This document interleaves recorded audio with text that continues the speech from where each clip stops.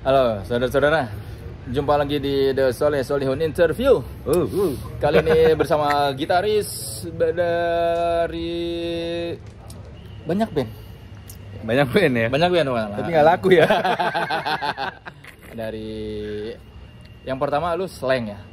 Belum Slang, sebelum Slang ada ini apa? Yang pertama itu sebenarnya gue justru Imanes Anak Pantai. Imanes. Terus ke BOP. Terus ke Slang. Welweli dulu. Oh, Welweli. Sebelum Slang, Welweli dulu. Terus ke Slang. Habis dari Slang ke Slang baru lama mencari-cari Cozy Republic. Cozy Republic. Ada Reynold Avandi alias Penyot. Yang ngasih nama Penyot siapa? Nah, itu yang ngasih nama Penyot itu adalah almarhum Imanes Anak Pantai. Oh, dia memang katanya terkenal ngasih julukan ke semua anak potlot. Semuanya. Semua anak-anak di potlot punya nama julukan dari dia dan itu kepake sampai sekarang. Kenapa dia manggil lu Penyot? Karena dulu ya, dulu zaman gue mabok tuh ya, muka gue tuh penyok gitu. Wah, penyok lu benernya gitu. Jadi mulai saat itu besok ketemu nyok gitu. Jadi udahlah nama lo diganti Penyok. Sebenarnya Penyok, bukan Penyot. Terus kenapa jadi Penyot?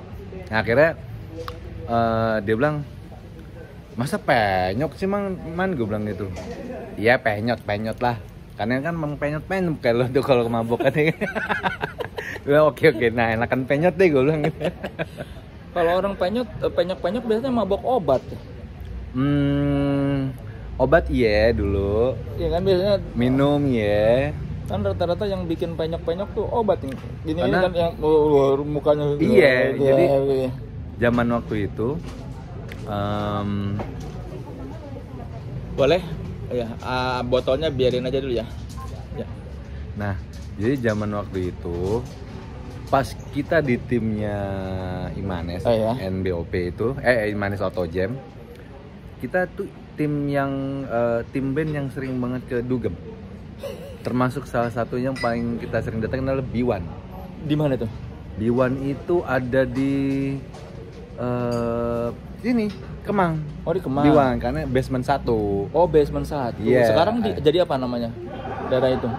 Si Kak B1 itu. B1 nggak tahu ya. Itu sempat jadi fitness, jadi tempat itu sampingnya si McD. Oh, di Kemang Raya itu sebelah Aksara ya? Yeah. Sebelah Pasisya gitu ya? Nah, oh, itu dulu ada klub di situ, di basementnya. Iya. Jadi waktu itu tim-timnya tuh ada Imanes, almarhum Ciling, Giri, yang sekarang jadi MC disco, terus gue, Edmond, keyboard. Ivan bass. Iya. Ivan bass. Iya. Udah, itu dia timnya. Jadi Imanes dan Auto Jam tuh selalu di situ. Iya. Dan kita selalu udah belum? Ya udah, gitu. Pantesan penyok ya. Iya. Ada dados. Iya. Sampai kan pas malamnya, jadi kita nih salah satunya adalah waktu itu kita di Makassar. Di Makassar itu kita main, dipanggil sama orang dari Makassar. Yang manggil itu adalah bos yang kepala cabang atau direkturnya Bank BNI di Makassar. Nah, itu di sana penuh kenangan sih gue bilang. Karena waktu itu pas kita datang nih, kita tim Boti. Iya, pil-pilan Boti ya berarti. Tim Boti dan ini karena pemimpinnya itu adalah CC-nya 6000, V8. Imanes. Iya. Gede tenaganya. Tenaganya lebih gede. Jadi terus ya biasa sesama bis malam saling mendahulukan gitu. Jadi sampai kelar manggung kita masih banyak maunya. Wah, dan panitianya demen sama kita. Udah, jangan pulang dulu, ntar aja. Dari yang tadinya kita cuma 3 hari sampai seminggu. Karena kerjaannya cuma sehari. Kerjanya sehari doang. Jadi sampai cek sound, besoknya main, besoknya pulang. Tapi di extend sampai seminggu. Di extend sampai seminggu dan itu ditanggung sama yang punya Bang Ben itu, iya, direkturnya itu.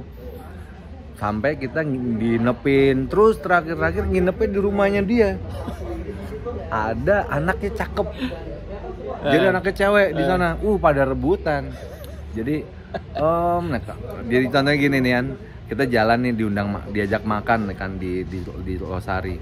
Yang satu kerjanya di mana Om? Jadi ngomongnya udah pelo-pelo gitu, ngeleser gitu. Edmond lah gitu segala macam kan.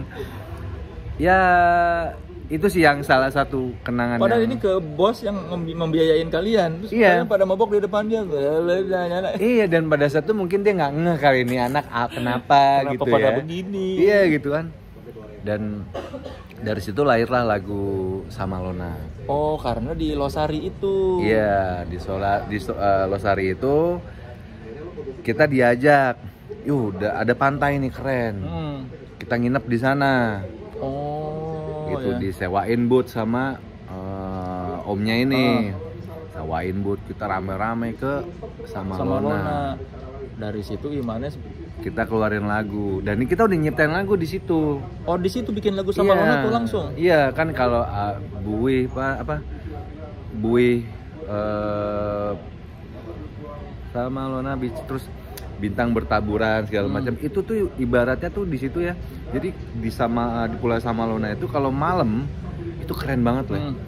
Air kan kalau pantai itu kan ke pasir ya. Ke pasir set balik lagi. Itu kayak apa ya? Kayak lu tau kunang-kunang kan, nyala-nyala kan. Itu jutaan. Jadi nyala-nyala itu kalau itu plankton ya. Atau ubur-ubur nggak plankton ya? Plankton. Jadi bener-bener nyala-nyala gitu loh. Udah gitu kalian lagi ini enggak? Lagi sober apa? Enggak mungkin sober waktu itu. Karena jadi tambah indah ya. Tambah indah. Udah kita nginep di sana kan berapa hari. Kita nginep terus besoknya mau pulang ombak gede. Udah kita extend aja padahal malamnya itu kalau di pulau itu jam 5 sore. Pokoknya jam 5 jam 6 itu itu kan masih pakai diesel. Dimatiin lah listriknya. Jadi kita nggak pakai listrik. Panitianya lah segala macam pada dicurhatin semua anak-anak. Sampai pulang masih diceritain 2-3 bulan masih diceritain tuh gitu. Wah, gimana ya si Nona kabarnya? Terus ada yang sampai pacaran, anak-anak ada yang sampai pacaran. Tapi si omnya itu beresiko juga ya ngajak cowok-cowok nginep sementara dia punya anak cewek ya.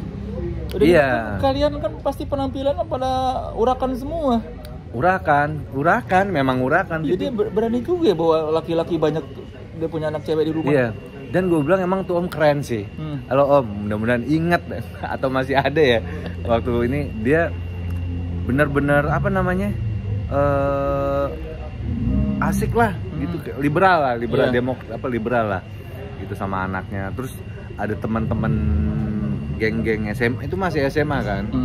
Anak-anak masih SMA dan masih kayaknya diajarin untuk jadi mengelola sebagai apa jadi IO gitu, jadi PH gitu kan. Nah kayak gitu.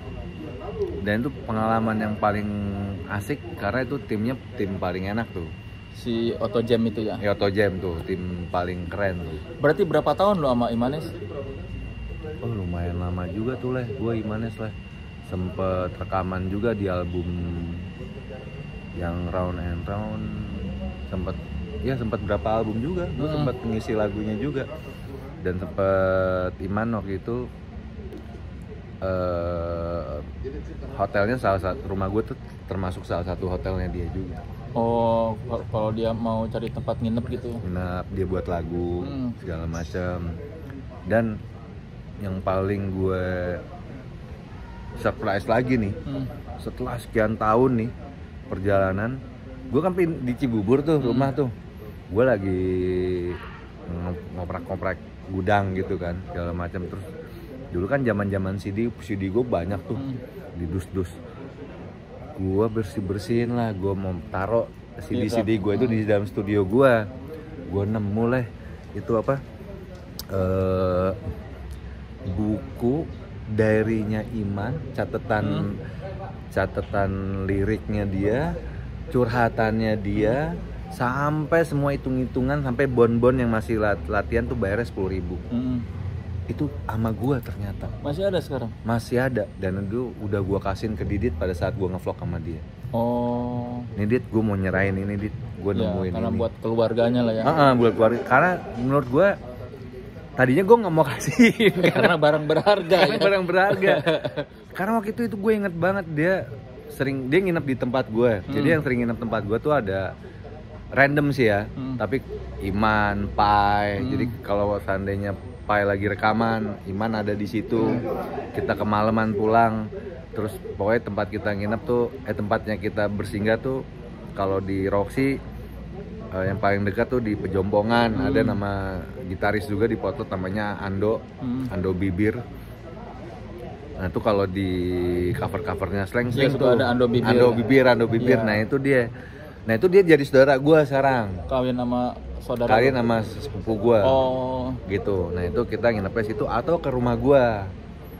Salah satunya di rumah gue, karena di rumah gue waktu itu nyokap lebih pengen udahlah daripada lo ini teman lo tampung aja di sini kalau mau main gitu. Semacam bunda ya. Kan udahlah daripada keluar mending pada kesini aja teman-temannya. Daripada gue nggak bisa mantau gitu kan. Iya kayak Bim sama bunda digituin ya. Nah nginep lah di sana. Nah Iman salah satunya sering nyot, ngapain? Nggak abang ngapain? Gue ke rumah lo ya gitu. Buat lagu yuk, buat lagu. Kadang dia nulis segala macam. Nah gue nggak tahu tuh kalau bukunya dia tuh diary-nya dia itu diary yang selalu kemana-mana nemenin dia loh. Iya, berarti ketinggalan ya kan ya? Ketinggalan dan waktu itu dia keburu sakit. Oh. Gitu. Lupa kali ya, ya. Lupa. Terus gue nemu ini tuh, gue liat, ini buku kayak gue kenal nih, Imanes gitu dalamnya. Gue buka, wih, ya Allah, gue lihat lagi segala macam. Ini buku zaman dia nulis di tempat gue nih di kamar nih. Masih ada Bon di studio Odessa di Tebet, masih ceban bayarnya. Wih, gue bilang gawat, merinding gue. Merinding nih gue tuh. Karena Imanes termasuk orang yang buat gue belajar ngulik lagu Imanes itu. Belajar ngulik gitar itu banyak di lagu Imanes. Oh gitu? Iya, karena waktu itu kan Bongki yang main gitar. Yang isi di album pertama itu Bongki. Iya. Terus sempet Bongki dulu main kan di tur manggung-manggungnya. Tapi karena dia sibuk sama Slang, gua datanglah gue ke Potlot. Datang ke Potlot, kebetulan banget nih ada acara anak-anak waktu itu di Ancol. Gue main juga di sana. Wah, lu aja deh jadi main gitar gue deh, katanya gitu. Kata Imanes gitu. Mau nggak? Ya mau lah, gue bilang. Gue pengen banget lah. Iya, tapi kalau bisa gitar lu ganti dong, jangan begini gitu. Gitar lu apa waktu itu, Bang? Aria Pro. Aria Pro yang terlalu metal ya? Iya, terlalu metal dan Monggomas gitu, palanya gitu kan. Ya, gue nggak punya gitar lain selain ini. Ya udah deh, pakai dulu aja. Terus main kan, karena emang gitar gue dulu rock banget metal kan. Akhirnya gue dipinjemin gitarnya dia juga. Nih lo cocok pakai ini. Nah, disitulah gue banyak ngulik part-partnya Bongki itu. Oh. Nah, gue waktu itu gue ngekos di Tebet. Nah, Bongki rumahnya nggak tahu deket juga di depan kalau di Tebet Barat tuh kan ada area lari tuh. Nah, Bongki tuh di situ dia tinggalnya. Bilang, "Bong, lo ngapain?" "Sini di rumahnya gue." "Gue kesana ya, gue belajar gitar ya." Gitu ceritanya. Lu ke Potlot siapa yang ngajak? Nah, gue ke Potlot itu. Jadi ke Potlot itu pada saat itu gue lagi main. Gue tuh dulu sering main di Ancol ya. Awal-awal gue bermain musik itu nggak ngiringin, tapi gue punya band ajang wadah gue untuk bermain band sama band-band gue yang sebelumnya tuh di Ancol, termasuk sama Eno Netral. Jadi Eno dulu tuh pengen banget main gitar kan, awalnya sebenarnya pengen main gitar. Nah jadi gue di Ancol itu tempat wadah gue bermain tuh setiap weekend. Pasar seni. Kan dia ada macam-macam hari kan, ada Wednesday rock ada Wednesday rock, terus apa jazz apa gitu segala macam. Nah gue main. Pada saat gue main, band gue nih main nih, terus gue waktu itu ngeband sama gitarisnya Coki. Lu pernah tahu Fos nggak sih? Fos Free on Saturday. Iya. Yang Ari Wahab tuh. Iya, Ari Wahab. Oh, sama Cokinya. Nah, Coki itu ngeband sama gue. Oh, Keith Richard dan dia. Udah Keith Richard dia. Udah banget. Udah banget, dan waktu itu kan dia gitaris metal juga. Oh, dia gitaris metal juga, Coki itu. Punya band namanya Alien Scream. Oh, Alien Scream, terus mainin metal. Nah, pokoknya semua anak band dulu yang daerah dari Jakarta Timur termasuk Are yang nginepnya di tempat gue sering. Jadi base camp juga gitu. Ya gitu, sampai nyokap gue tuh ya keren sih. Ya berarti lu pertama kali ke Potlot tahun? Nah setelah gue main di situ, di Ancol sampai gue. Nah gue main di Ancol nih sewaktu-waktu. Datanglah ada Pai, Ando nonton gue. Di Ancol. Pai, Ando, ada Bim, nonton tuh di Ancol. Pas gue kelar main, dia ke backstage, nyamperin tuh, wah keren lo, main lo, band lo keren lo, gitu. Main-main dong, Potlot, gitu. Oh. Nah, terus gitaris juga banyak tuh dibutuhin di situ tuh, gitu. Nah terus si Ando itu dia lagi nyari gitaris juga. Pengen ngajak Coki juga gitu untuk jadi band, untuk masuk ke proyeknya dia tuh, karena dia waktu itu pengen bikin band sama almarhum Aryo, ada di Potlot namanya Aryo. Nah jadi pengen bikin band, udahlah gue pikir udahlah gue datang aja ke Potlot lah, ya gue udah diundang gitu kan. Gue datang aja ke Potlot. Nah disitulah tahun 90 gitu gue nginjekin waktu ke Potlot itu. Gara-gara diundang Bim. Diundang Bim, Pai sama Ando tuh pada nonton. Ya gue pikir gue diundang gitu. Nah Coki doang yang males datang ke Potlot. Cuman dia hubungannya sama Ando terus. Oh. Ya, tapi jarang nongkrong di Potlot. Udah.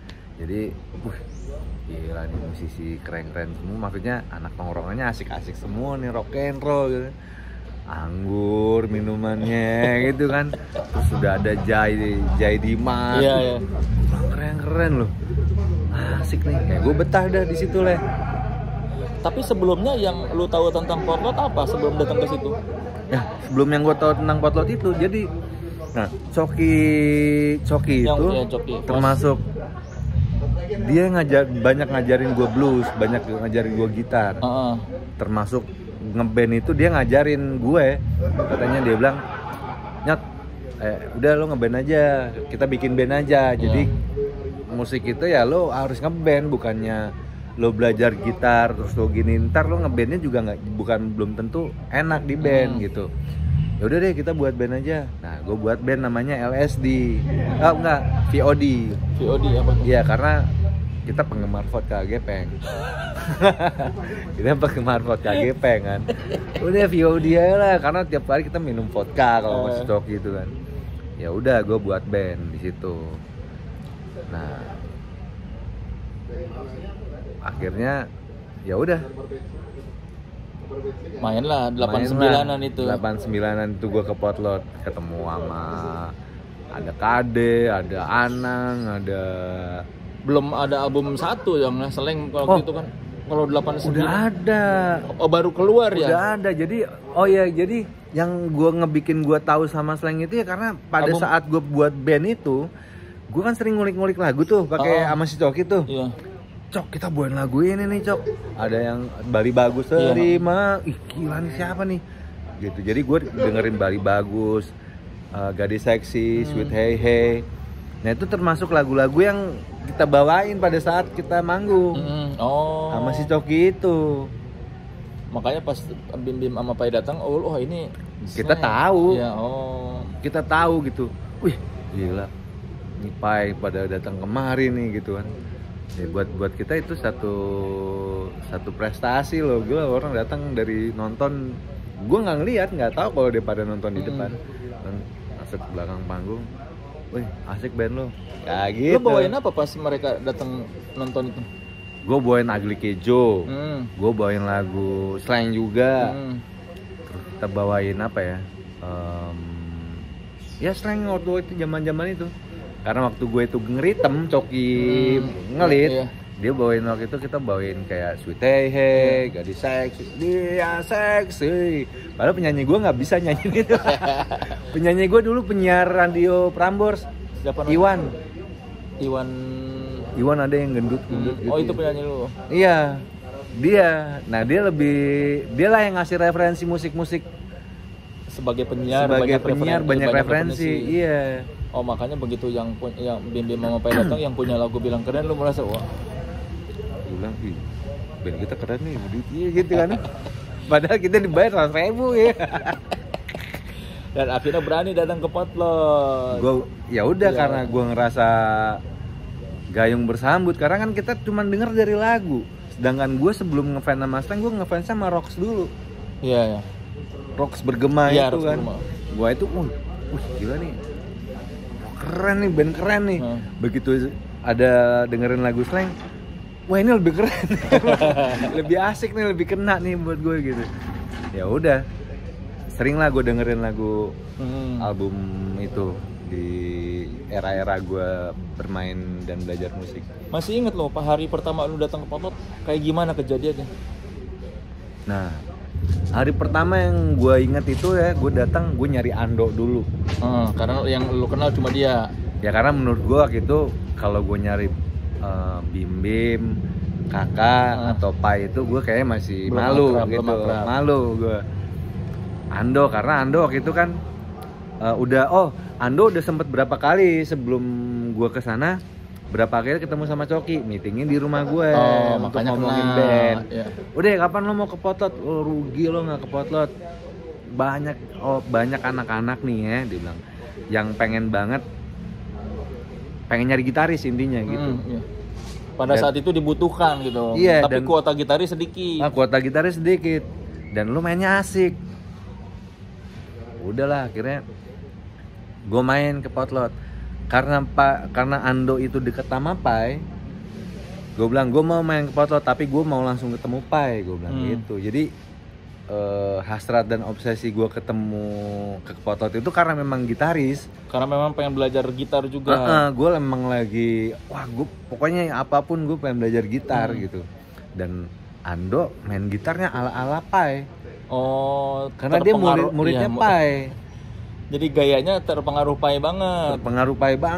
Main handle-nya, gitar pakai Ibanez. Gue bilang enggak, ya udah, pokoknya gue mau kesana kalau gue ketemu Pai. Ya udah gue datang. Besoknya gue ketemu Ando pas Pai lagi rekaman. Gitu. Selain lagi rekaman ada Pai. Nih, lu besok datang nih, Pai lagi rekaman tuh di sana tuh. Gue datang. Nah, situlah gue datang.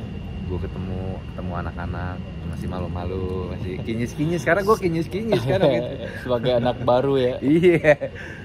Padahal pas gue lagi kemarin ngevlog sama si Anda, ya mereka juga pada baru-baru juga.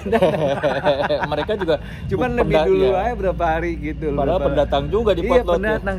Gue bilang, wah gila keren. Wah ada ini, gila nih. Gue nggak tahu namanya siapa gitu, tapi gue dikenalin nih kenalin nih Penyot nih, ini gitaris nih, dia bilang gitu. Nih Nyot kenalin, nih ada almarhum Cole, ada segala macam. Udahlah akhirnya masih Reno dong lo kenalannya dong. Masih Reno, masih nama gue. Terus udah pada saat itu gue inget hari pertama tuh gue nggak balik. Nginep mabok. Minum Raja Wali, ngongkrong. Wah enak nih, kalau tongkrongan gue kan gang banget di rumah gue kan. Begitu ini sama gitu. Iya, wah oke nih. Ada Enjet nggak? Enjet udah ada, karena pas gue datang itu House of Rising Sun udah ada tuh. Kan Raja Wali itu katanya identik dengan Enjet kan? Iya, jadi happening minuman Raja Wali dulu, setelah itu baru dibuat lagu sama Flowers. Iya, katanya kan apa, karena Anjet lu sering banget ke foto bawa Raja Wali di habis plastik. Murah leh, 500 perak udah pakai batu es. Gope udah pakai batu es, tapi besoknya mencret.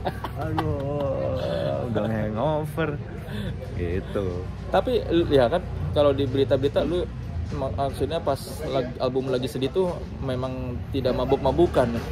Emang lu berhenti kapan? Lu berhenti mabuk-mabukan tuh di Potlot? Nah, jadi gini, mabok gue sih sebenarnya masih dalam tahap mabok anak remaja lah ya. Karena mabok gue masih mabok ikut-ikutan alkohol, terus terpengaruh arus gitu kan. Gue ngeboti juga karena memang anak-anak seband pada ngeboti gitu. Nah, jadi di Potlot itu yang paling duluan pertama nikah gue. Oh, di antara semua anak-anak Potlot? Di antara semua anak-anak Potlot gitu. Jadi, dan gue nikah di usia muda lah. Berapa? Umur 21. Oh, 21 ya? Jadi 21 itu pas gue di Slang album ke-6. Iya, 96. Iya. Itu. Dan itu gue nikah gitu. Nah pas gue nikah itu anak-anak pada support. Yang sama mantan lu yang orang Jepang ini? Iya gitu. Dan waktu itu saking supportnya Jai Dimas sampai udah gue yang buatin desain undangannya, dia bilang gitu. Wah dibuatin desain undangannya sama Jai. Terus gambar perahu, ada cewek sama cowok, cewek Jepang, cowok lagi naik perahu ala Jepang gitu. Wih keren Jay, gue bilang. Udah cetak, gue bilang. Gitu. Jadi pertama nikah, jadi gue dulu tuh di situ di Potlot, baru Masto. Nah jadi pada saat gue nikah, otomatis terus nikah kan gue setahun, baru gue punya anak. Otomatis kan tanggung jawab kita sebagai laki-laki beda ya, gitu kan, beda maksudnya. Wah pikirannya udah, gue punya istri nih sekarang, gue punya anak nih gitu. Ya udah akhirnya gue memutuskan untuk sober, karena tanggung jawab sebagai bapak lah ya. Ya tanggung jawab sebagai bapak, dan gue harus menunjukkan bahwa bini gue internasional ya nih. Gitu kan, gue harus nggak boleh kalah disiplin, padahal gue belajar disiplin dari dia gara-gara nikah sama dia. Sebelumnya gue berantem mulu gara-gara disiplin. Ya gue pernah waktu ya gue pulang nih, kan lagi rekaman Imanes nih kan, nggak pulang dong kan, pulang pagi gitu, terus 2 hari nggak balik segala macem. Pulang sampai rumah, ampli gue kabinet ampli gue robek-robek lah, dirusak, dirobek-robek, disilat-silat gitu. Gue bilang, loh kenapa nih? Bilang gitu, ya habis saya kesepian, dia bilang gitu. Nggak ada temen. Ya lu ke Potlot aja, jangan ngerobek alat gue bilang gitu. Ini kan buat gue cari makan, gue bilang, buat kita cari duit, terus gue buat gue latihan segala macam. Ya walaupun hanya kan kalau hat itu ada kainnya doang tuh kan. Tapi kan tetap aja lah ya. Ya jadi jelek dong, terus suaranya jadi nggak enak lah ya pemandangannya tuh. Ya udah akhirnya dia ngerasa bersalah. Pas gue tidur malamnya, besok paginya tau nggak lo, udah dijahit rapi lagi, udah jadi kayak pulau. Wah, wih top keren. Gue bawa ampli gue itu ke Potlot kayak gitu. Wih ampli keren tuh, vintage nih, buat siapa yang buat? Dia nggak tahu aja kok. Kalau dirobek-robek, disilat-silat gitu. Itu pada saat gue lagi rekaman album Imanes yang album hitam putih. Jadi lu berhenti karena maksudnya sober karena? Ya gue sober karena gue udah merasa gue sebagai ayah. Terus gue pas melahirkan anak pertama, Slang segrup datang ke rumah sakit Bunda nyenguk gue. Wah gue udah jadi bapak nih sekarang. Walaupun ya mari silakan. Walaupun usia gue sama bini gue bertahun jauh, dia lebih tua gitu. Cuman gue harus nunjukin sebagai laki-laki. Udah pada saat itu kebetulan pada saat itu kan gue udah di Slank tuh kan. Kita udah ngejalanin album ke-6 Slank dan kita lagi tour segala macam. Nah, dan itu suasana yang paling nggak enak di Slank lah. Mabok atau apa? Karena memang di situ Putau udah merajalela. Oh, makin parah ya ininya. Makin parah dan kita udah nggak ngumpul seperti waktu pertama kali gue datang ke Potlot. Tadinya kita ngumpul ada Opi, ada Indraki, semua ngumpul, ada Penge, segala macam. Sehari-harinya kayak gitu, terus suasananya jadi nggak enak gara-gara Putau. Plus gara-gara pemecatan Bongki Indrapaya itu. Ada pemecatan itu, terus udah deh jadi kisruh. Gitu. Jadi lu selain karena apa mabuk-mabuk masih terlihat di depan mata, nggak nyaman juga udah di Potlotnya gitu. Iya, terus pada saat itu jadi gue dulu mabuk walaupun gue mabuk tapi gue sholat jalan nih ya. Ini menurut cerita orang nih ya. Jadi sholat gue jalan tuh waktu itu lah. Cuman jadi kayak bunda segala macam tuh ngelihatnya kan asik gitu kan. Padahal menurut si Ivan pada itu kan kita tur nih kan. Gue pernah berantem tuh gara-gara cuman pakau. Gara-gara cuman pakau putus Putau. Emang Putau tuh bahaya gitu loh. Tiba-tiba Ivan marah sama gue. Masuk kamar, jebret. Gue kan lagi tidur gitu kan. Si Ivan bilang tiba-tiba masuk kamar. Wah, gue tahu sekarang lo orangnya gimana, Nyot. Nah gitu. Lah, kenapa nih gue bilang gitu nih? Ya kenapa, Pan? Wah, gue tahu sebenarnya lo di belakang lo kayak gimana, di depan kayak gimana. Lo orangnya wah bla bla bla lo. Karena waktu itu bunda tuh demen sama gue gitu loh. Oh, ya karena lihat ada anak baik nih. Gitu. Dan memang pada saat itu gue memang sober. Gue sober banget dan gue nggak terkena drugs waktu itu. Karena udah bertekad juga. Minum pun gue di situ nggak sebenarnya. Emang bener-bener pun udah enggak gitu. Ngebaks pun enggak. Gue sober deh pokoknya pada saat itu tuh. Karena gue pikiran yang tadi ya, gue udah punya anak. Terus gue harus menunjukkan sama mantan istri gue bahwa gue adalah seorang laki-laki. Maksudnya gue bener lah gitu. Nah, sober lah gue. Nah, jadi suatu saat ya gitu ada kejadian yang sampai sekarang gue masih inget tuh. Ivan ya Pak Parno ya, emang kalau lagi pada mabok yang Putau atau sabu kan jadi curigaan ya sama temen tuh ya. Ya kalau putus ya. Iya. Kalau lagi sakau, kalau lagi nggak sakau mah asik gitu. Ya itu bahayanya Putau pada saat itu tuh. Emang lu nggak pernah nyoba? Gue sama sekali gue nggak pernah nyoba. Kalau Putau enggak? Mabokan yang sampai sekarang nggak gue coba adalah mabokan yang berbentuk kimia. Putau, sabu gitu-gitu gue nggak. Paling kimia boti doang ya? Sekimia-kimianya? Ya sekimia boti lah gitu lah. Itu juga buat ngenakin pada saat itu kan. Downer atau upper? Iya, downer.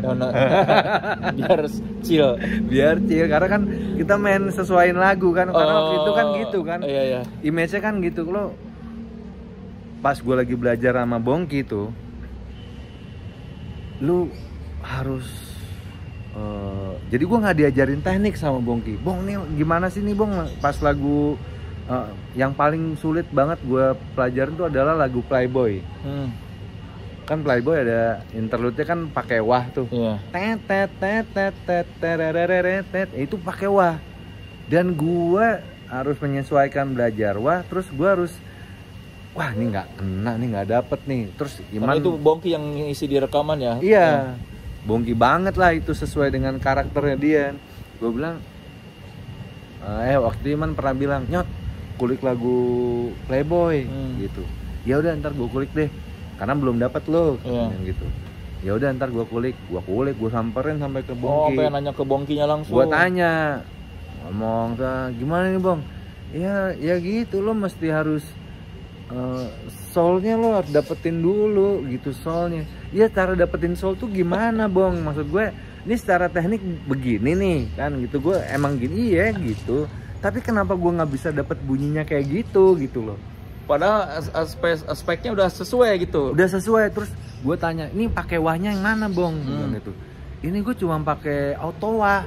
Terus auto wahnya gue dipinjemin sama Bongki. Gue pinjem alatnya.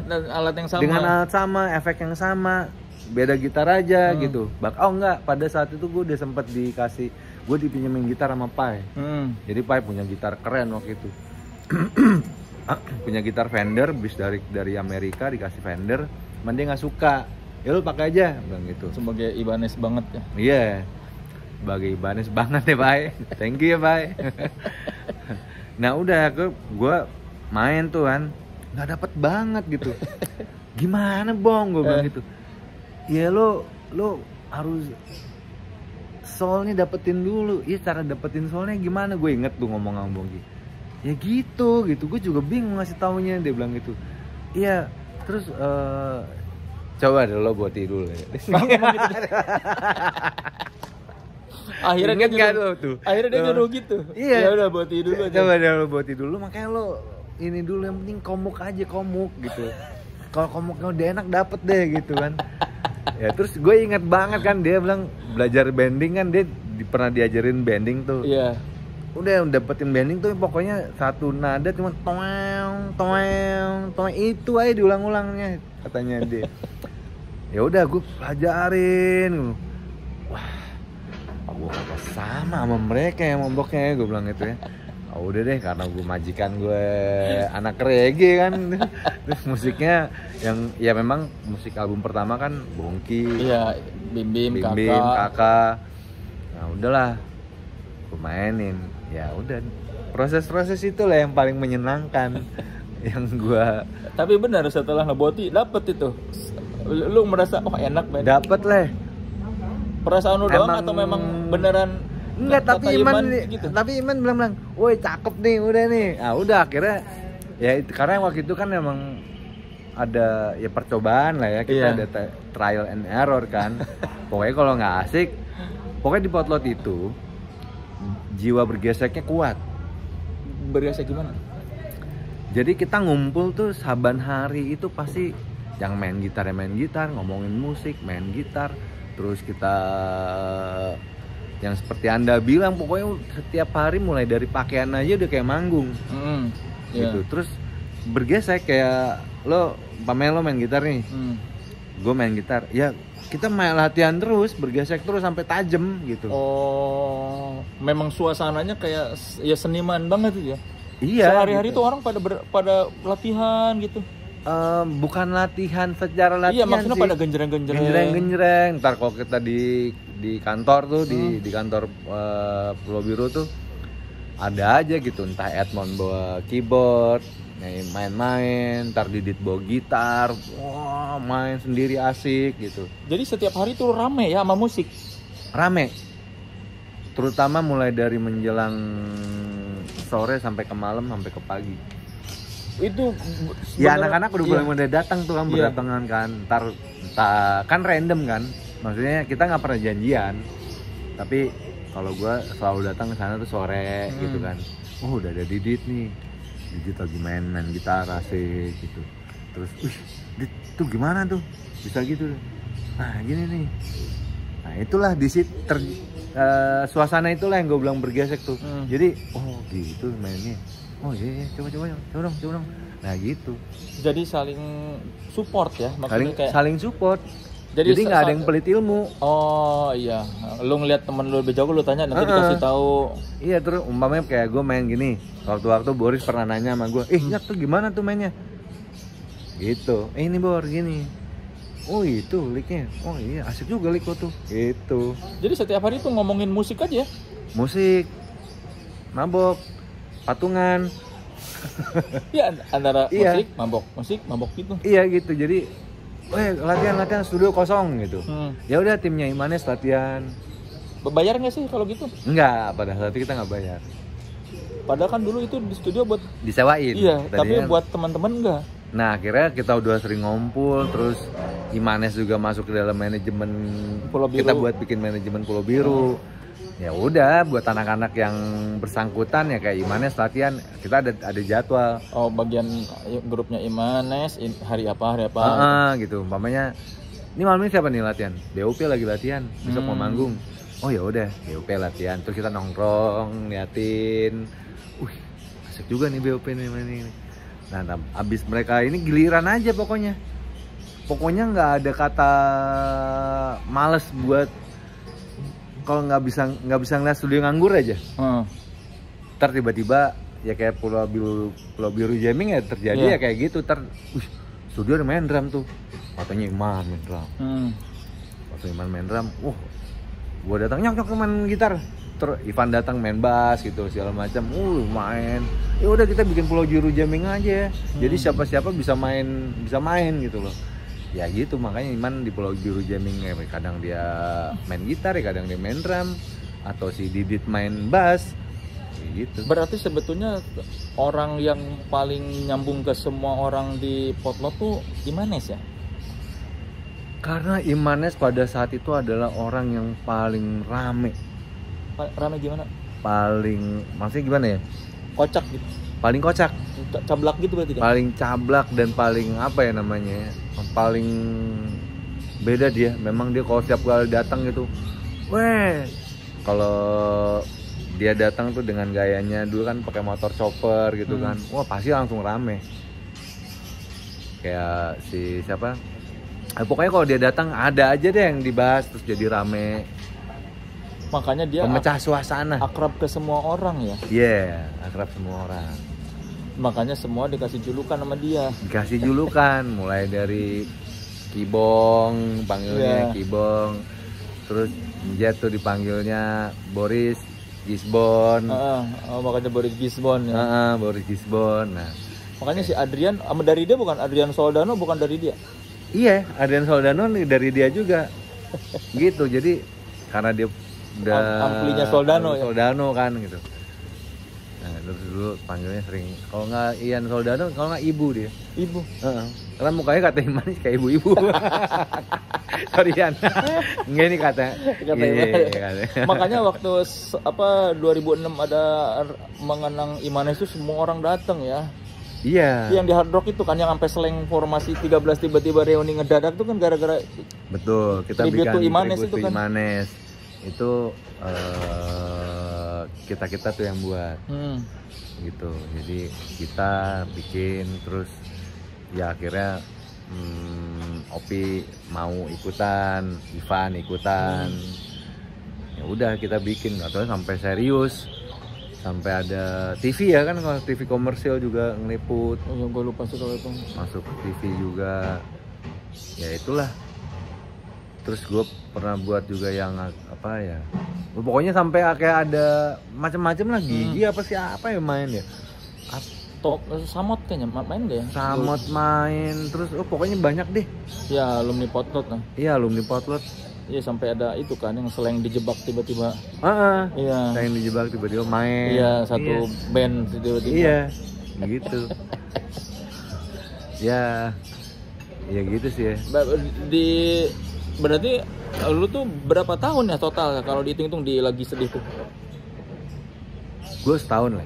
Setahun? Pokoknya satu album lah. Iya satu album sampai sebelum 7 kan? Sampai sebelum ke 7. Kan gue pernah baca tuh lu tuh katanya salah satu momen yang bikin lu shock tuh ketika manggung kakak ngejar penonton mau ngajak ribut. Enggak sih ya. Gue baca soalnya ada di Hai apa di mana dia bilang lu salah satu momen yang bikin lu pengen mundur tuh gara-gara satu kali ada momen penonton rese sama kakak dikejar sampai turun mau digebukin sama kakak. Sebenarnya itu gue juga bingung ya. Maksud gue gini, gue bisa bilang gini ya, berita yang ada tuh kan gue juga sempet tahu lah ya gitu. Sampai kayak yang termasuk yang di Bogor itu. Sebenarnya nggak kayak gitu kejadiannya. Jadi yang benar gimana? Yang benar tuh gini. Jadi ini yang kita cerita yang di Bogor dulu ya. Iya, yang kakak ngejar penonton. Iya, kakak ngejar penonton. Kita lagi main segala macam.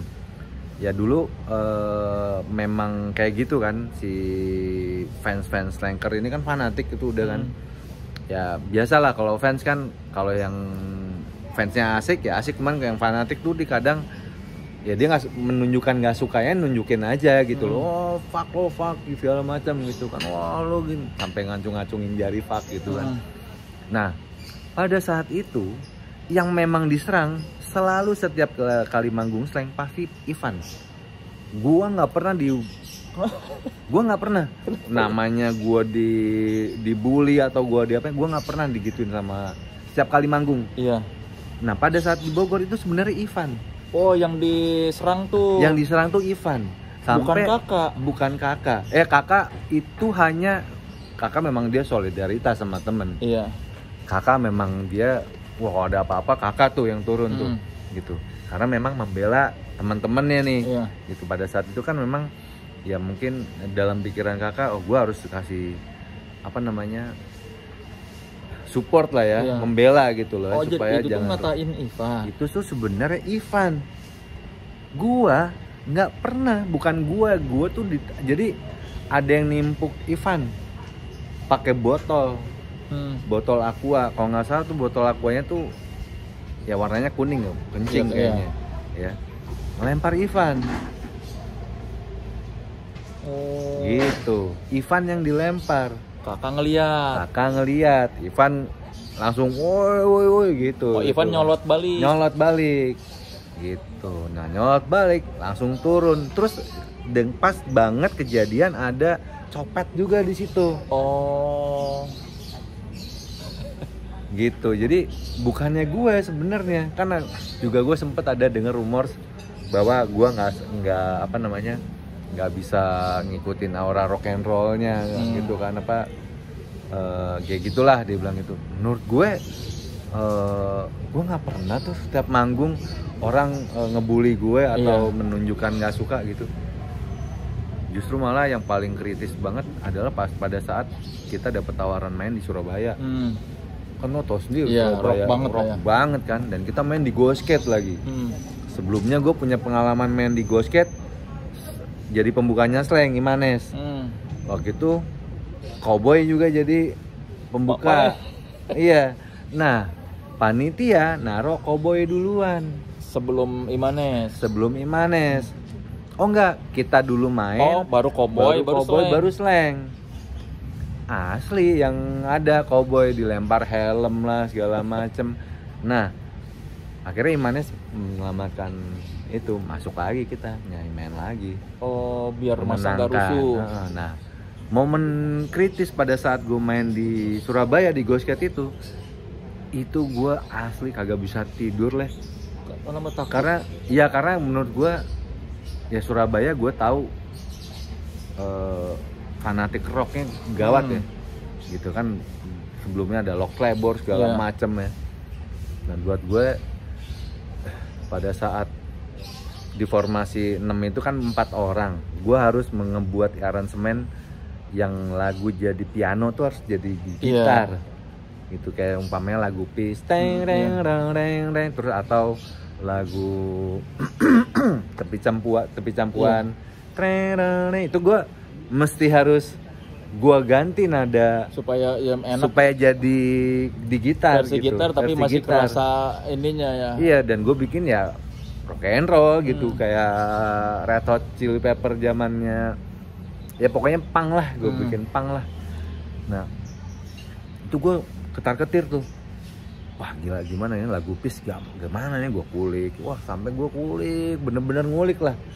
Karena kan gue nggak cuman rekaman di album ke-6 doang, gue harus ngebikin dari album 1 sampai 5. Gimana caranya dengan satu gitar masih kerasa enak. Dan itu ada 30 lagu, gue harus kulik gitu kan. Dan ya gue mainin lah lagu itu. Dan alhamdulillah yang tadinya gue sampai sempet sebelum memanggung tuh gue boker mules gitu kan, anjir itu gimana nih, rame lah udah kayak mau runtuh gitu Go-Skate tuh. Alhamdulillah lancar.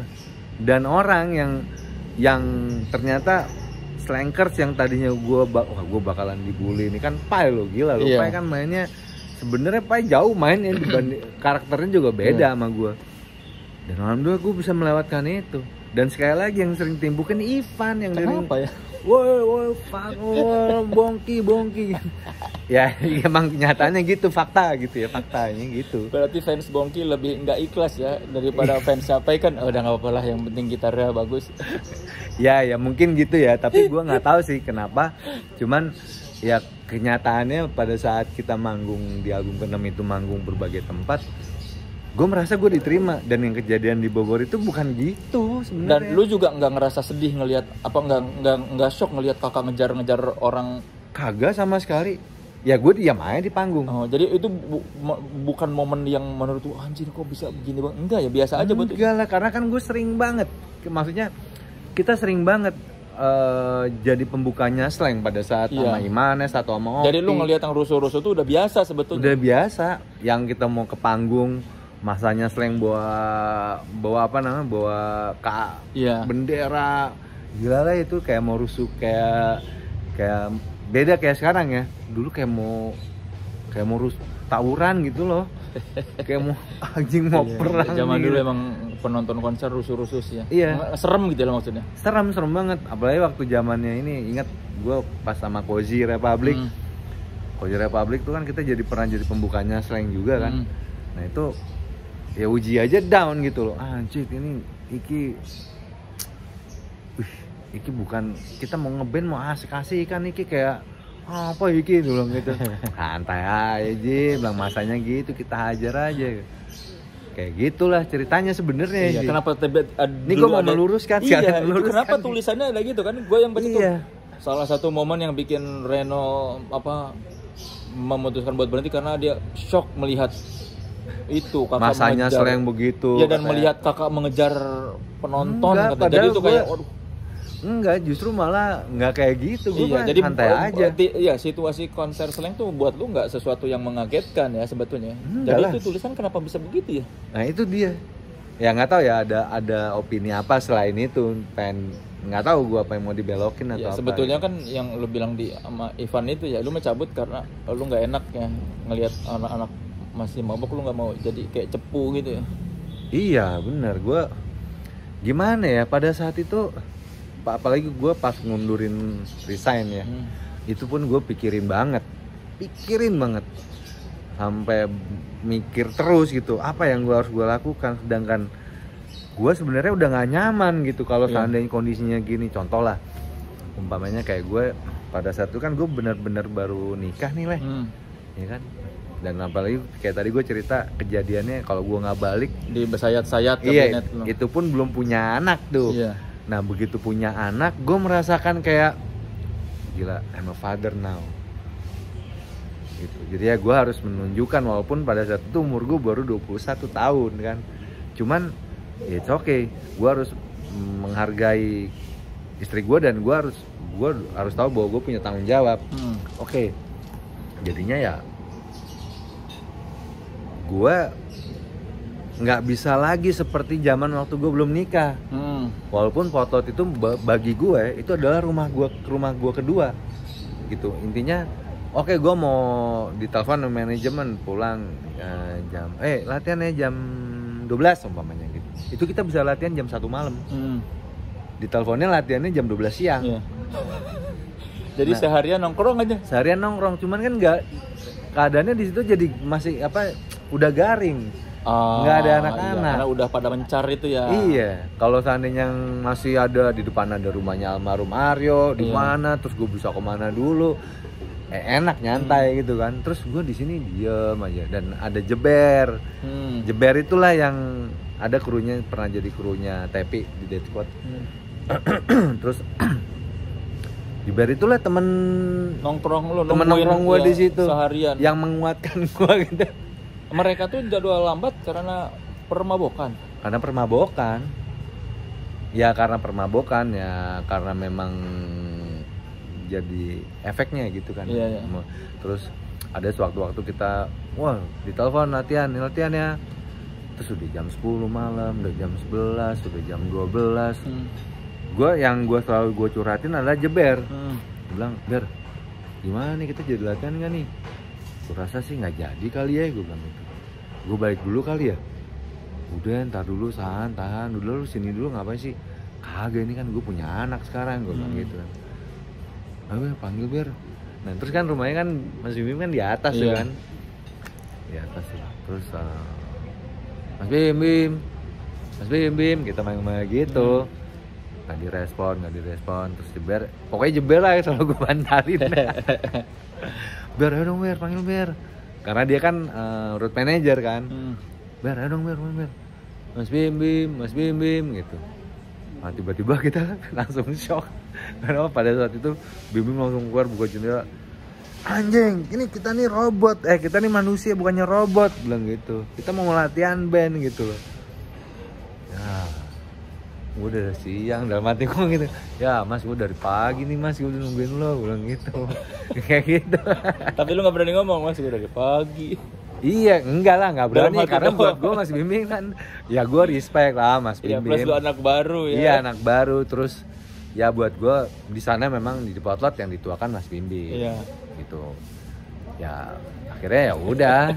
Terima aja. Dengan ya udah, gue terima aja, nikmatin, enjoy. Ya udahlah Ber, ngapain Ber?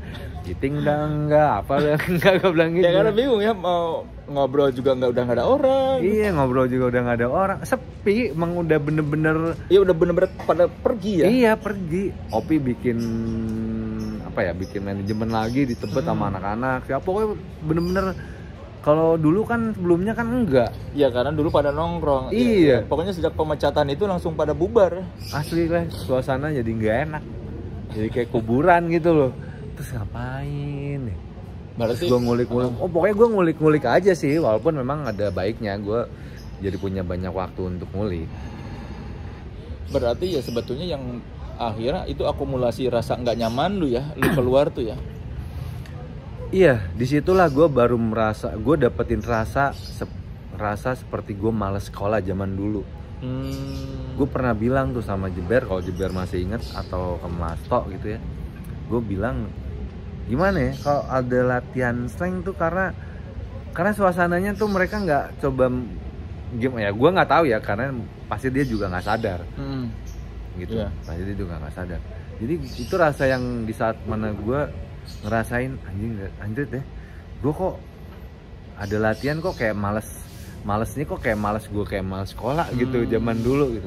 Anjing mau sekolah kalau bisa gue sakit perut dulu nih, bilang nyokap, bilang gitu. Nah tuh gue sempat punya rasa itu gitu loh di situ. Padahal musik yang lu cintain ya. Iya, padahal harusnya nggak gitu. Gue ke Potlot, gue kesana latihan jamming sama Imane sama siapa ya, karena memang gue pengen ya gitu, pengen emang ngeband lah gitu. Kalau latihan jadinya berapa lama biasanya? Misalnya lu baru latihan tengah malam sampai pagi?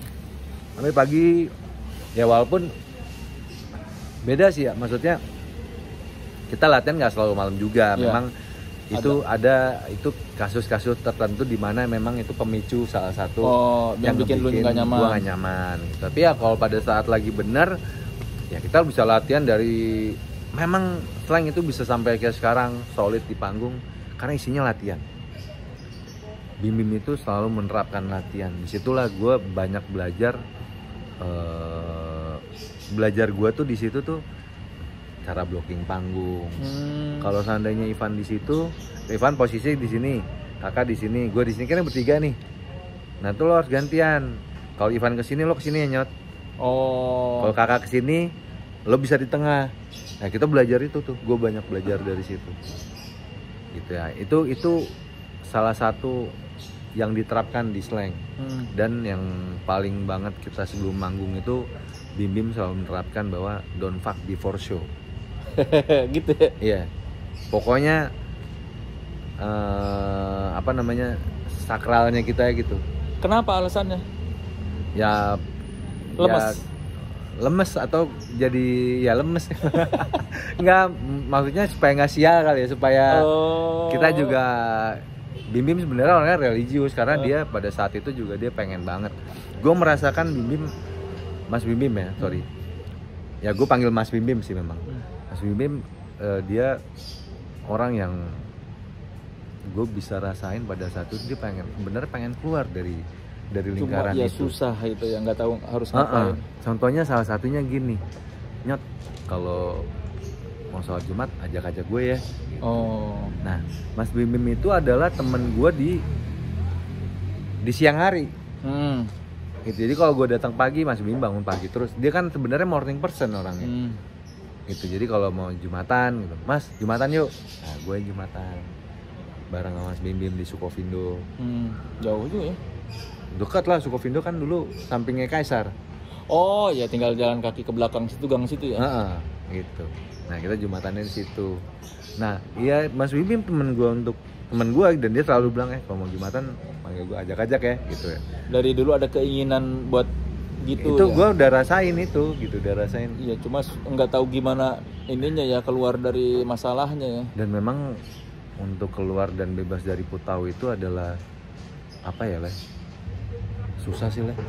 Bukannya beda lo sama kayak lo ngeboti atau apalah mabok lain minum gitu, enggak, gue stop gitu beda lah, nyiksa banget kalau Putau itu emang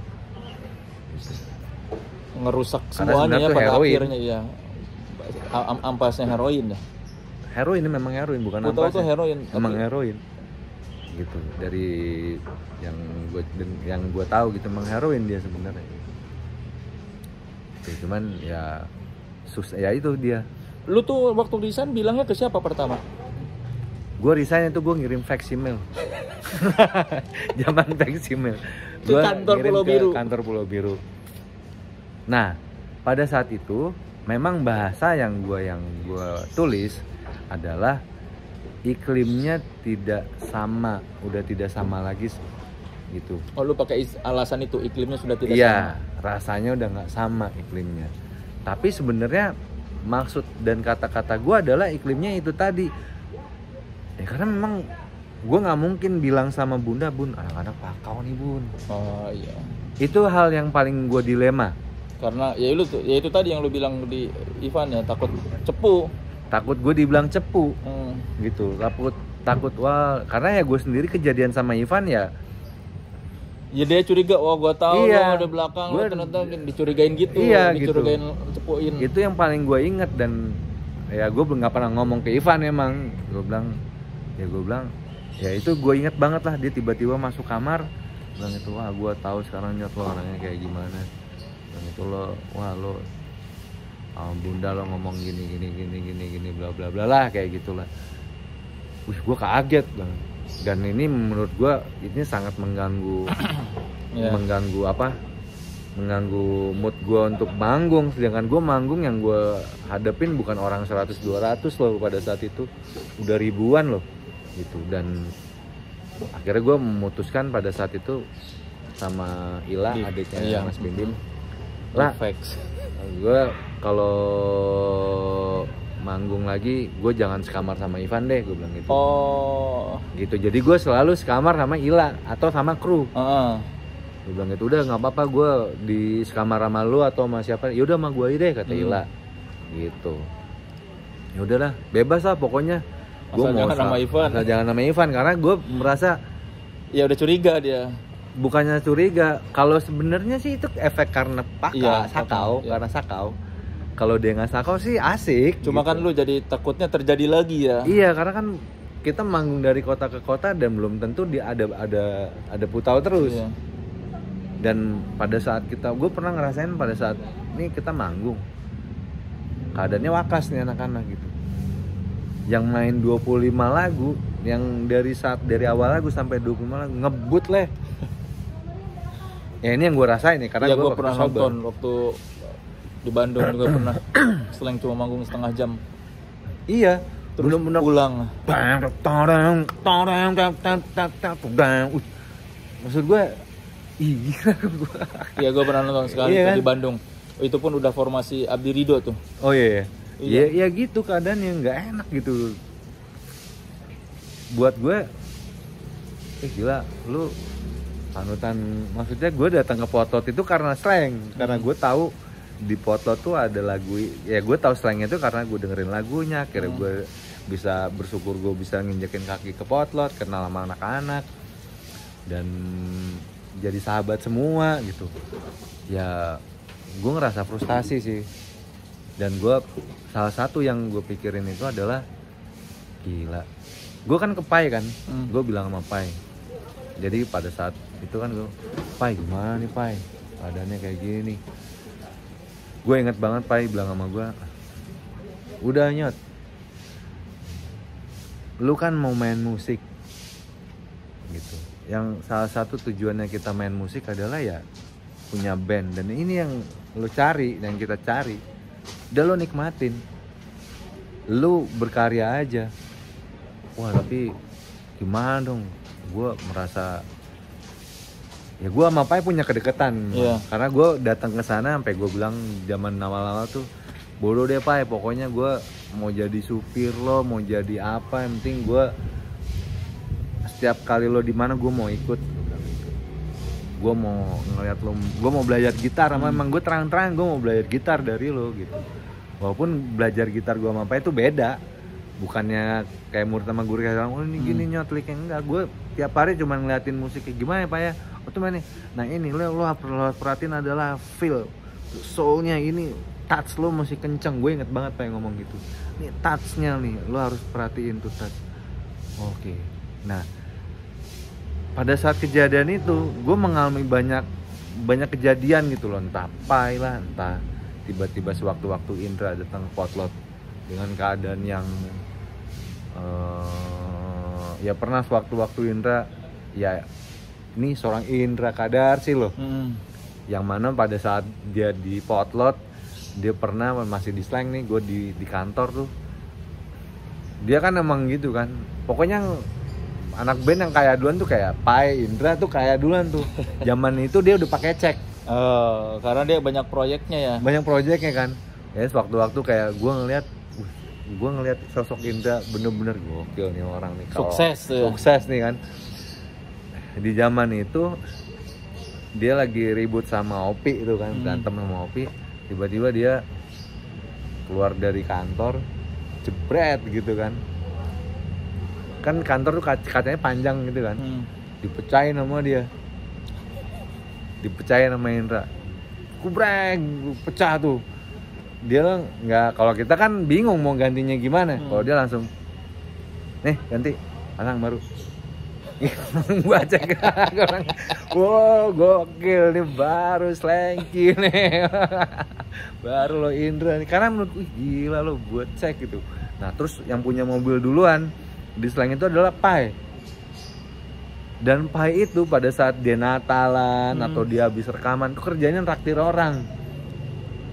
Gitu. Pernah sewaktu-waktu Natalan nih segala macam, dia belanja. Jadi dulu kan ada Hero Kalibata tuh. Supermarket di Kalibata.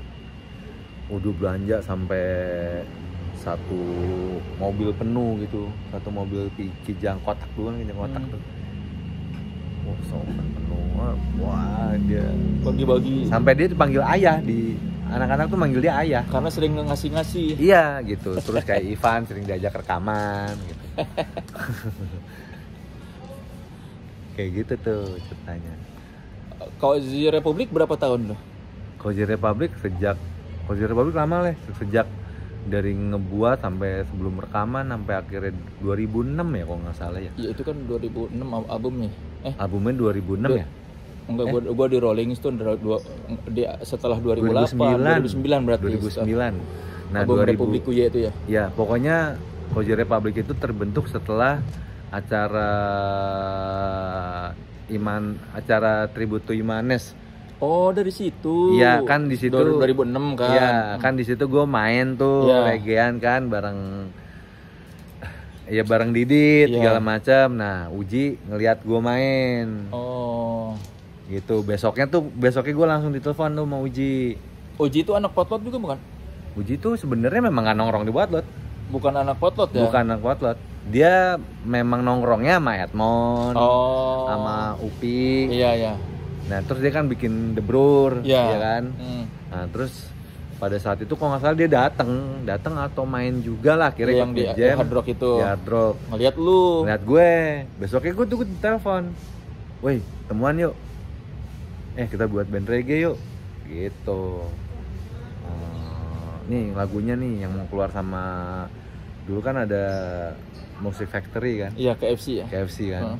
Nah ini satu single udah keluar nih, gitu, singlenya udah keluar, cuman yang di sini ntar kita ini aja, gue butuh kita bikin bandnya, terus sama video klipnya gitu. Karena kan waktu itu kan memang masih Uji sendiri kan, dan diprodusernya sama Bongki. Nah di situ si Uji ngajakin gue, dia bilang yuk mau, gue bilang gitu, tapi personilnya siapa ya Nyet? Ya gue mau sih personilnya anak-anak aja, bilang gitu. Ya main bass bisa Edmond, ada Ganes, bilang gitu. Wah boleh dong, ngajak dia aja deh. Gue yang ngubungin mereka satu-satu tuh. Main yuk, bikin band yuk, band reggae nih, ada nih asik nih, gini. Kita ngumpul lah gitu. Ya mereka juga udah kenal Uji. Lu kenal Uji dari? Gua kenal Uji itu sejak dia di The Brur. Oh, dari The Brur. Tahu The Brur. Ya dari The Brur tahu dia. Tapi gua belum dekat. Ya gua dekat ya setelah dia ngontak pas acara di Hard Rock, dia ngubungin gue. Ya di situ lah gue jadi dekat gitu loh. Gue bilang, boleh juga nih, ayo, gue yuk pengen korege asik lah, gue bilang. Tadinya mau Cozy Bastian. Namanya. Lu yang bilang Cozy Republic. Iya, gue bilang Cozy Republic aja, karena menurut gue ya kita bikin sendiri image bahwa Republik nyantai gitu. Orang-orang cozy semua lah gitu. Makanya fansnya cozy people, gue bilang gitu. Jangan sampai ada ya orang-orang yang, gue bilang pokoknya Cozy Republic itu adalah orang-orang yang tidak akrab atau tidak intim dengan sumber kecemasan. Ya, tapi pada akhirnya kalian masalahnya gara-gara kecemasan juga ya. Nggak taunya filosofi gue nggak nyampe.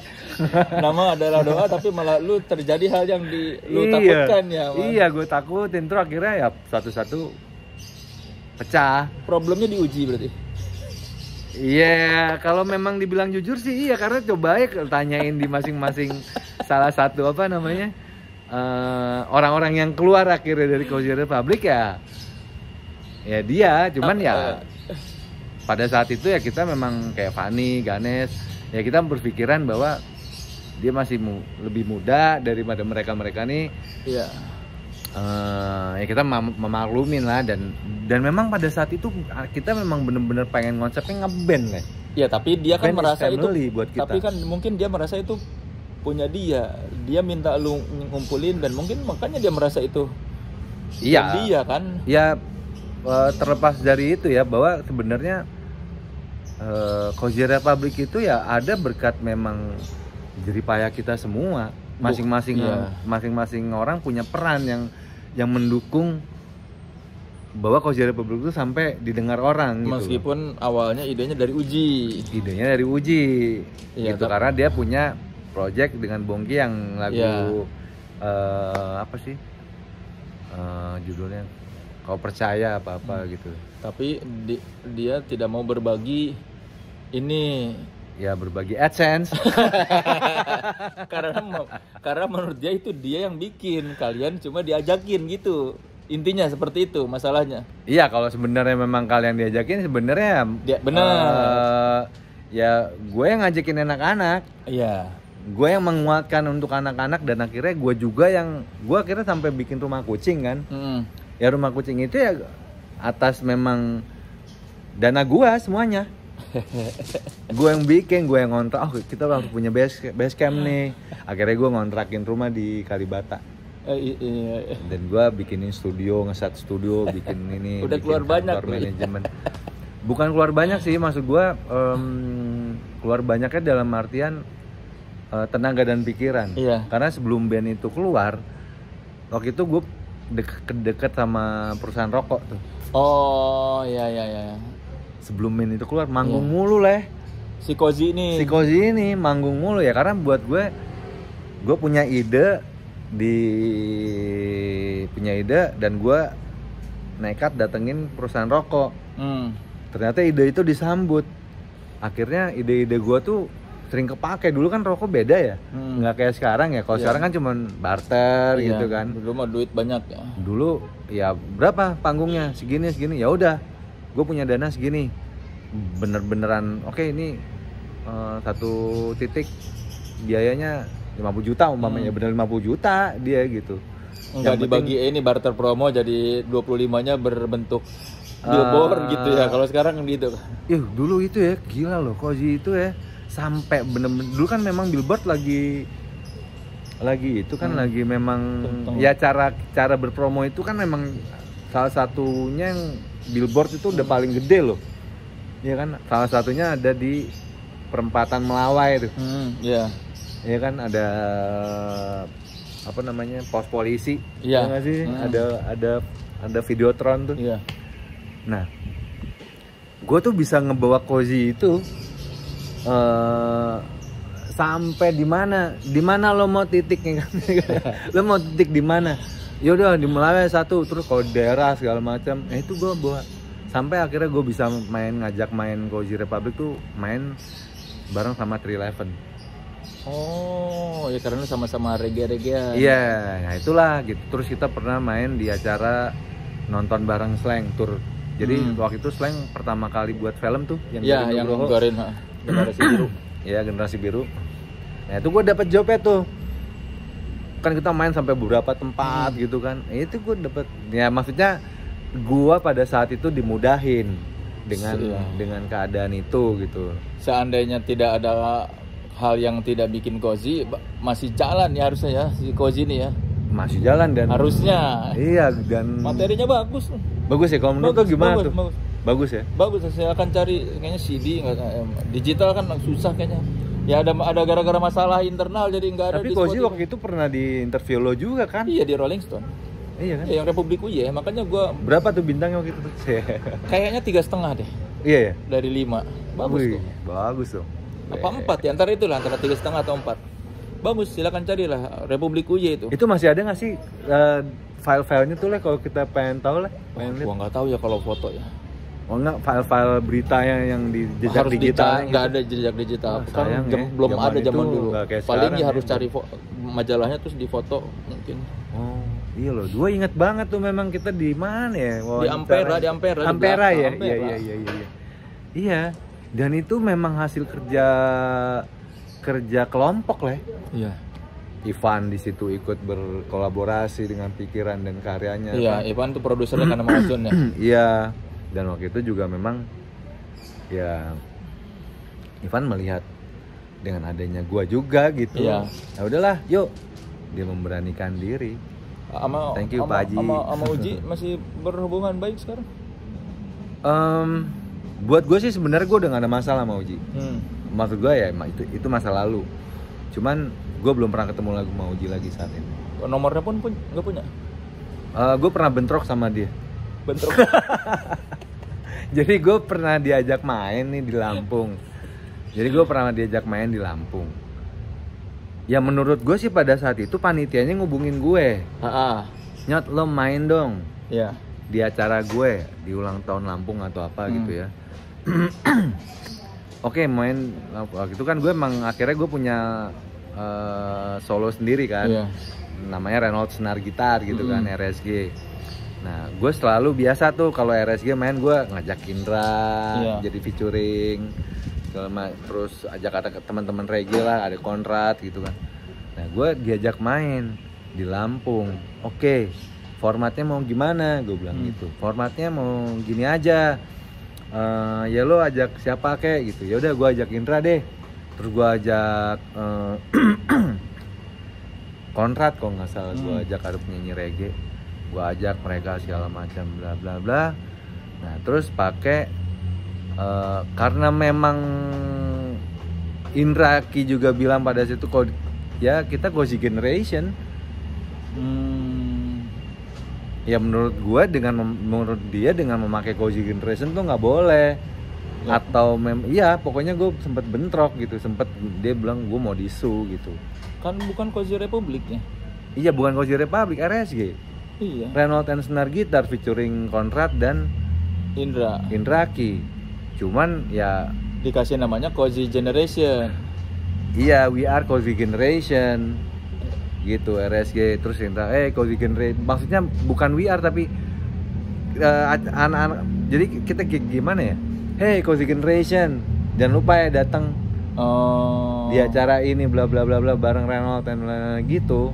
Oh, sapaan Ya. Gitu loh. Jadi hey Cozy Generation gitu. Karena memang pada di Lampung itu kita pernah, waktu itu gue pernah main di Lampung sama Cozy Republic, dan itu trending, memang keren banget. Kita dapat sambutan yang luar biasa, diterima banget, dan orang sana masih inget kalau gue tuh Cozy Republic, part of the Cozy Republic pada saat itu.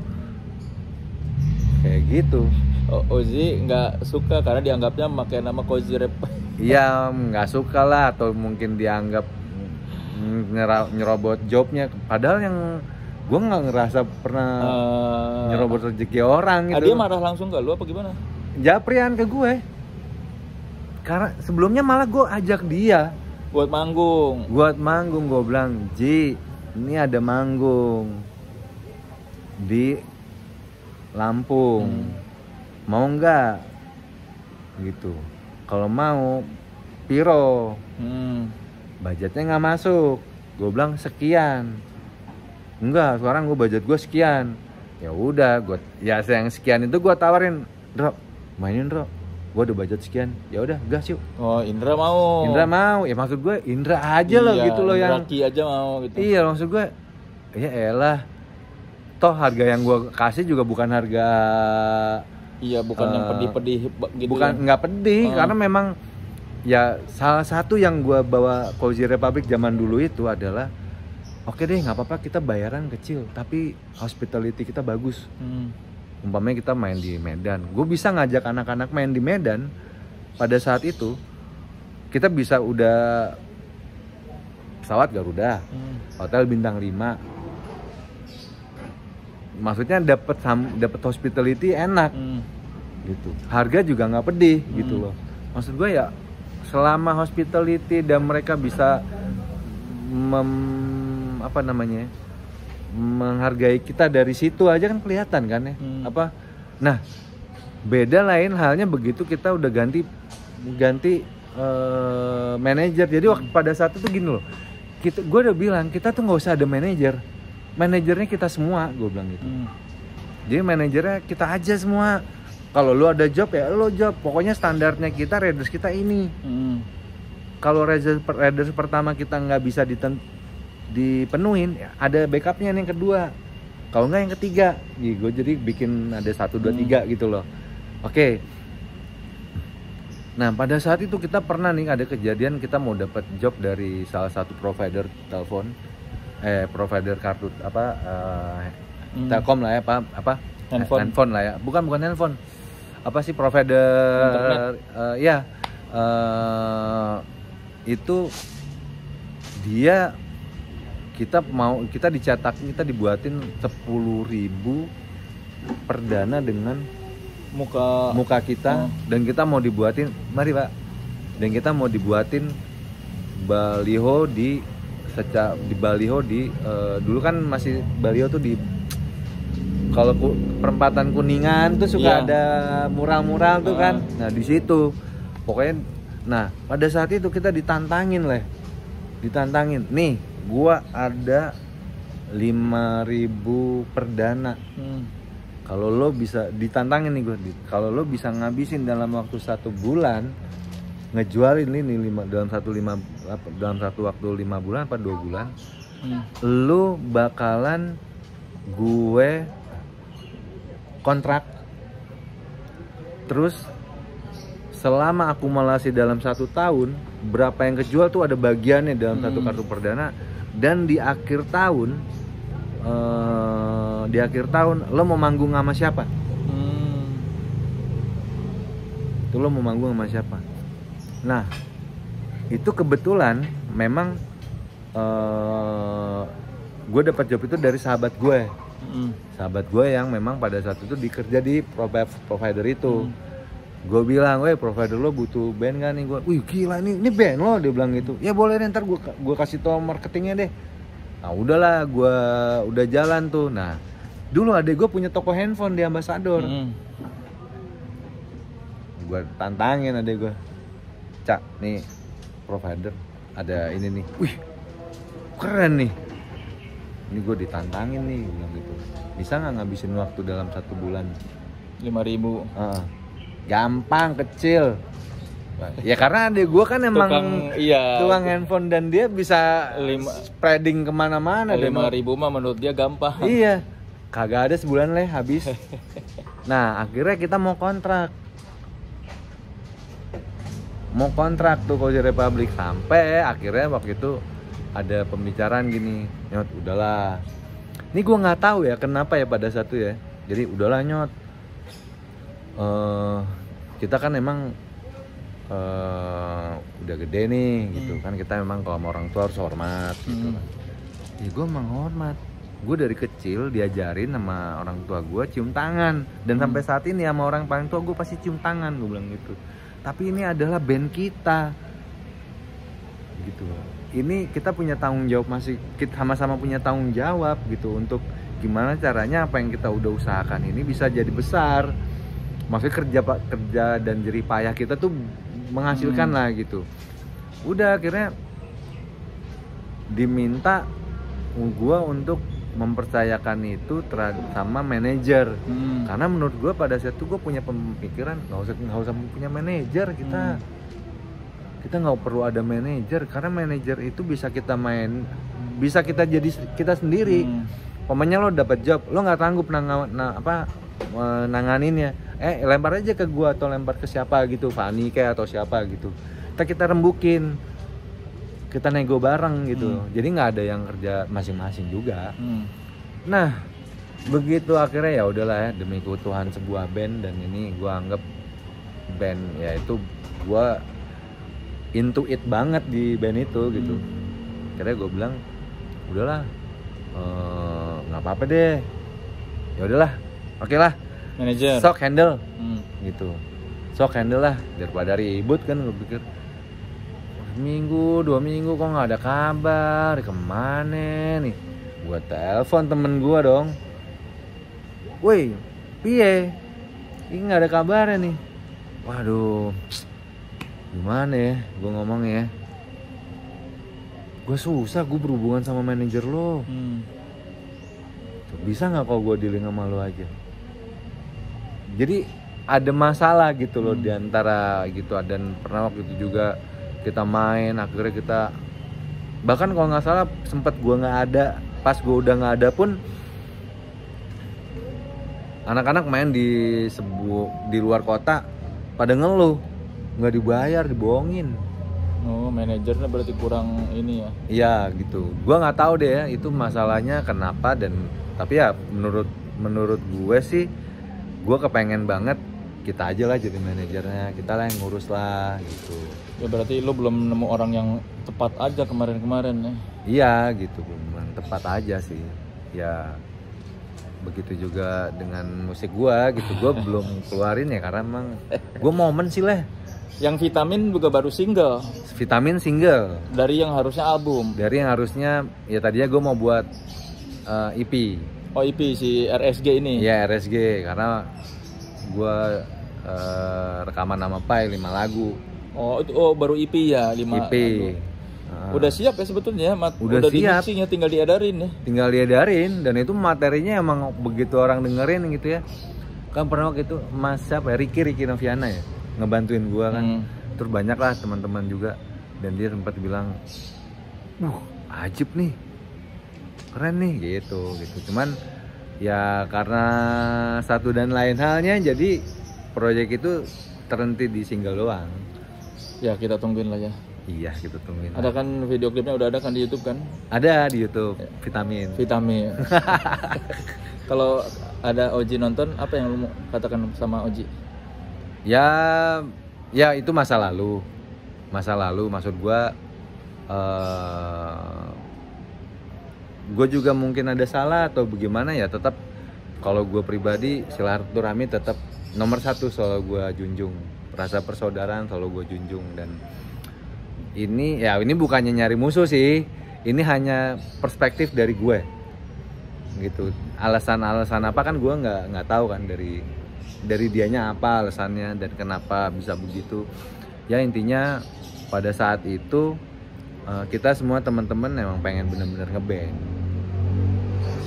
yang kepengen bener-bener bikin apa yang kita kerjaan ini jadi apa namanya, jadi sesuatu yang bener-bener bisa kita nikmatin bareng lah gitu. Oke. Kayak Karena gitu. udah Pokoknya peace aja gitu, nggak ada. baterai gue udah kuning tadi, ikut mati baterai gue. Terima Iya. kasih lah Nyat. Sama-sama Leh. Silakan yang belum tahu Cozy Republic carilah di YouTube, Yeah. harusnya ada Cozy Republic album keren sama Keren. album single yang tadi RSG ada Vitamin ya. Vitamin, ya. Terima kasih lanjut. Oh ya, saya Sama-sama. juga Apa tuh? diwawancara di Oh, iya, channelnya iya, iya. Penyot RSG di TV. RSG TV, cari aja lah. Om Soleh mah hebat deh, keren dia. Diajak nyanyi gua sama Turunnya Kang. Ya, Yo.